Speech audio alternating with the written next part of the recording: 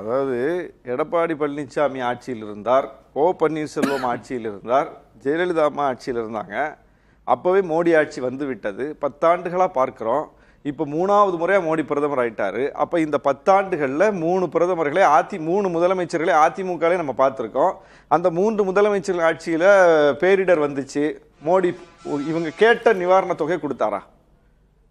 கஜா புயலுக்கு இவர் கேட்டதை மோடி கொடுத்தாரா? எத்தனையோ புயல் வெள்ளம் பாதிப்புகளை தமிழ்நாடு சந்தித்ததை மோடி ஆட்சியின் போது 2015 பெரும் வெள்ளத்தை பார்த்தோம். மோடி தான் பிரதமர், ஜெயலலிதா அம்மா முதலமைச்சர். கிடைச்சுதா? டபுள் இன்ஜின் சர்க்காரில் என்ன கிடைச்சிது? சரி, அந்த அம்மா தான் நிறைய விஷயங்களை எதிர்த்தாங்க. ஜிஎஸ்டி எதிர்த்தாங்க, உணவு பாதுகாப்பு சட்டத்தை எதிர்த்தாங்க, உதவி மின் திட்டத்தை எதிர்த்தாங்க, எல்லாத்துக்கும் மறுத்தாங்க. முரண்பாடு தான் இருந்துச்சே தவிர இவங்கள மாதிரி உடன்பாடுலாம் இல்லை சொல்லும்படியா. இவங்க முழுக்க உடன்பாடு தானே. ஓபிஎஸ் ஆட்சி காலமும் இபிஎஸ் ஆட்சி காலமும் பிஜேபியோட உடன்பட்டு போய் தமிழ்நாட்டுக்கு கிடைத்தது என்ன?